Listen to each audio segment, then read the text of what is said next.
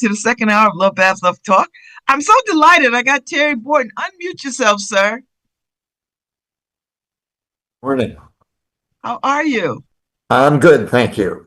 I'm so glad I got a chance to talk to you because I missed you yesterday. So I'm so glad you had time to Yes, fit I me back in. apologize for that. That's all right. I'm glad you could fit me in today. So you got a new book out. I have a The new book out. Yes, Yes, it's called Magic Lantern Art,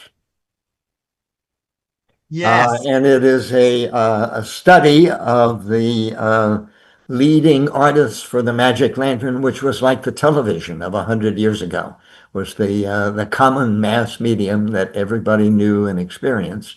And this guy was the guy that created the art that you saw on screen. So how did you come to this? Now I understand you're like the third or fourth generation of this art form. Yeah, yes, my great grandfather back turn of the last century had a magic lantern, as did many gentlemen of the time. And the magic lantern is it's a projector, um, little toy one here. Um, and he gave shows for his family and friends, and that got passed down in my family. So when I was a kid, I grew up with these shows that my dad put on, and I thought they were terrific. And one slide in particular that fascinated me was a picture of a huge tiger. So it's black all around the screen, and this tiger is there, and the eyes move, and the mouth moves, and my father, and we would be watching it with our dog, and my father would say, "I'm looking for a delicious dog to eat," and the eyes would go searching, and our dog would start to howl. Ow! You go. And I was 8 at the time, but that really impressed me. I didn't think of it this way, but magic lantern art was so powerful that it even affected dogs. And here, 80 years later, I'm still hooked on the subject. So this had to be a labor-intensive art form, right? It Because was a labor-intensive art form. like Yeah. I don't think you could like put like, it took some time to like pull all this illustrations together and then show it on a projector. Well, it was a business and a fairly large business. Beale, who was the artist, would paint a picture about 13 by 13. It was sent to the Magic Lantern factory, photographed, photographically reduced to 3 inches, printed to an emulsion on glass, hand colored, framed, and then sent out to showmen who would use it to give shows. So Wow. So did you have to get trained to be a showman? Like how do you come to be a showman? that was open to anybody, and lots and lots and lots of people did. There were catalogs that, like 100 different catalog companies that had thousands of slides that you could buy or rent. So one master image that Beale created, and then 100 copies or 1,000, or in some cases we think like 10,000, particularly for religious images or secret society images. So was this lucrative at the time? Yes, sure. People made a living with it. There were super showmen. For instance, John Stoddard would come to Philadelphia, rent the Academy of Music, which is the 3,000 seat hall, run it every night for 2 weeks with people lying out on the street, camped, waiting to get tickets. It's like a modern day Beyonce. It was, yes. And then at the other extreme, there were poor guys, that slept around from town to town and put up their signs, and they might be lucky if they got 10 people or 100 people. So big range in performers, but thousands and thousands of magic lantern performers, of which I'm a vestige here. So you became I guess you would be considered a master showman. What's the equipment like? Like, do you use the equipment from that time, or is somebody Yes. making new magic lantern equipment? No, I'm using the equipment from that time. It's a beautiful machine, about 2 feet high, made of mahogany with brass lens cases and brass and glass lenses in it. And it can project an image 20 feet high. Wow. So the biggest show that we ever did was at Chautauqua in New York. We had about 3,000 people there. Um, and we perform in theaters, museums, cultural venues, and one sort or another. And coming up at Yale Yes. on the 16th at 7 o'clock, a public show, um, open to anybody who would like to come. It's at 7 o'clock in the William Harkness Hall, which is at 100 Wall Street. Mm-hmm. And they have a very nice 200-seat theater there. First Mm-hmm. come, first serve. That's a good. I've been in that space. It's a good space for this kind of thing. So, Yes, and I think people would want to see this as a part of American history, and and a precursor to motion pictures. exactly. Exactly. Yeah. So how do you keep it alive? Like, how do you keep it alive? Are there people under you training? Are you have mentorships? Like, because Yes, this has got to yes. keep going. If you can see me, you can tell I'm getting along. I'm 87 now, and slowing down a little bit. So I run a Zoom session for people who are interested in becoming Magic Lantern performers. There are about a dozen people who come regularly. Some of them don't know anything. They don't even have a lantern yet, and others have become quite accomplished, doing it for 3 years. And we've got some really good Magic Lantern performers, youngish, coming along. So, So, are there magic lanterns to be bought and found in the sure, world? if you go on eBay, in terms of the slides, just take a guess in your mind as to how many slides you might find on eBay. I'll tell you, it's about 25,000 slides available Wow. on eBay. 100 years after this medium disappeared, gives you some sense of how pervasive it was. Hmm. And you can buy an inexpensive lantern for a couple $100. The kind that I use is a professional showman's lantern. That's more expensive, but a good starter lantern is a couple $100. So So, who else were the artists of the day? Because I know your book is primarily focused. Was he the greatest artist of the day? the greatest magic lantern artist, definitely. Yes. Yes. Yeah. Um, and in terms of who was watching, everybody was watching. You couldn't avoid this meeting. If you went to church uh, in the evenings, there would be religious magic lantern shows. If you went, Really? yes, oh yes. Well, just like today, PowerPoint, demonstrations or movies about biblical stories, same kind of thing. Very heavily used by missionaries. If you went to school, there would be a magic lantern for history lessons and the like.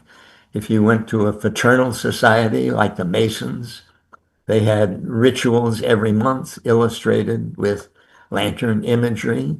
I estimate that about 9 million men a month were watching Beale slides in a secret society context. So it was just everywhere. Wow. So, how heavy is this thing? Excuse me? How heavy is the magic Now, lantern? I joke that it gains 2 pounds a year. Uh, it weighs about I don't know, 30 pounds, something like that. That's I pretty, I can pretty. I can still swing it. Okay. All right. So we have all these kinds of depictions and illustrations. Were there like racy kinds too, like sort There of like were taboo, forbidden kind of stuff? yes, Oh, wow. whatever you could think of in the 19th century, was being illustrated with a magic lantern. So Beale did stories, Bible, history, current events, things like that, pretty straight down the road.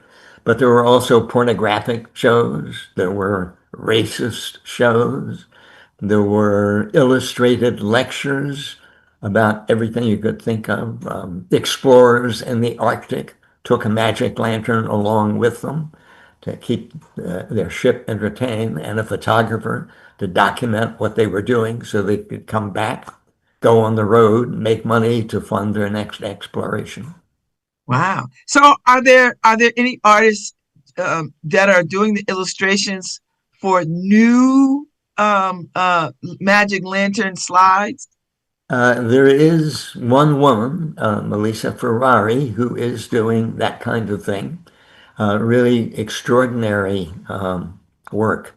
She's a good artist and a good performer, and she's particularly interested in the sort of intersection between science and the paranormal.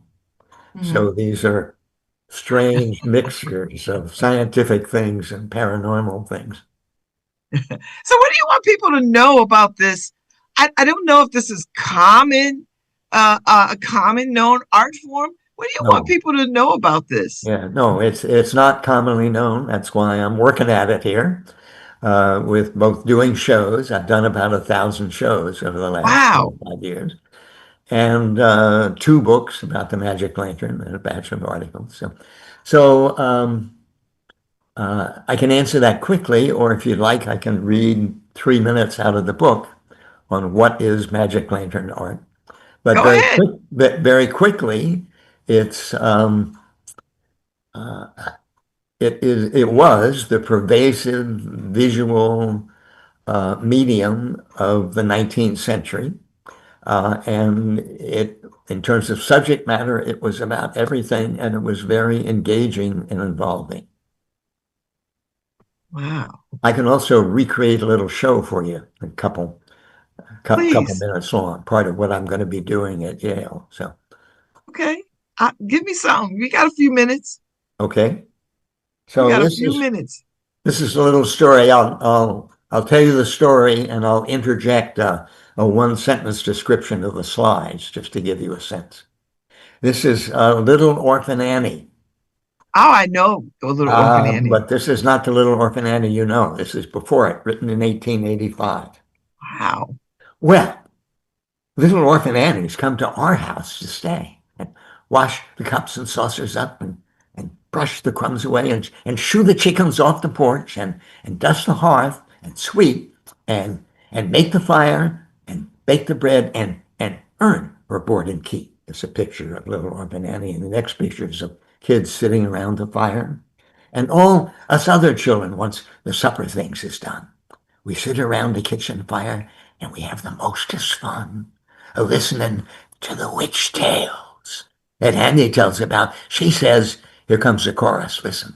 She says, goblins will get you if you don't watch out. Once, she said, picture of a little boy in church. Once there was a little boy who wouldn't say his prayers. And when he went to bed at night, away upstairs, his mammy heard him holler, and his daddy heard him bawl. And when they turned the covers down, he wasn't there at all. And everybody, the goblins will get you if you don't watch out. Picture of a little girl stealing jam. At once, there was a little girl that always steal and grin and make fun of everyone and all her blood and kin. And just as she clicked her heels and turned to run and hide, there was two great slimy things a standing by her side, and they snatched her to the ceiling. For she knowed what she's about. And everybody, the goblins will get you if you don't watch out. And when those goblins come, there's a big flash of lightning, and poof, she disappears. So Wow. that gives you a sense of it. Can be That's a very good dramatic. That's very dramatic. I was like, wow. And then so you get the illustration with this, Right. right? How does it move? Like you just pull a slide and put a slide in? Yeah, sure. That's the basic thing. But to make it disappear, it's a double lantern. So I have a little girl's picture in one and lightning in the other. And so the little girl, she's stealing the jam, and the great slimy things come, and I put my fingers in front of the lens and create these big shadows on the screen. And then wham, when she disappears, I turn her off, flash a sign of lightning, turn it off, everything's dark. And the goblins will get you if you don't watch out. Okay. I'm watching out. Let me tell you. I'm gonna watch out, Mr. Borton. I'm gonna watch out. All right, so tell me when you're performing at Yale again. Tell the audience. Yes, at 7 o'clock on the 16th, that's Thursday, at the William Harkness Hall, which is at 100 Wall Street. Mhm. And inside the Harkness Hall is a recital hall, which is room 201. Yes, yes, yes. Wow, I'm so glad I got a chance to talk to you, Mr. Borton. This was quite an enjoyable conversation. Good. Well, I've enjoyed it too. I've And enjoyed I, it too. I am more interested in Magic Lantern than I thought I would be. There you go. There you go. I'm telling you, you put your toe in and the alligator is going to grab you. Well, thank you so much for making it this morning. Have a wonderful show. I hope it's well received. If I'm around, I'm going to dip in and catch it. But it was a pleasure to talk to you. Pleasure to meet you. Thanks very much for inviting us. Oh, it was my pleasure. Thank you so much. So, everybody, this is Mr. Terry Borton. He has a wonderful book out called The Magic Lantern. But if you want to see it in action, make your way to Harkness Hall on April 16th at 7 o'clock and watch out. That's all I'm going to say. So, thank you so much. Enjoy the rest of your week. Have a good time on Thursday. Thank you. Bye-bye. Thank you. Thank you, Harry.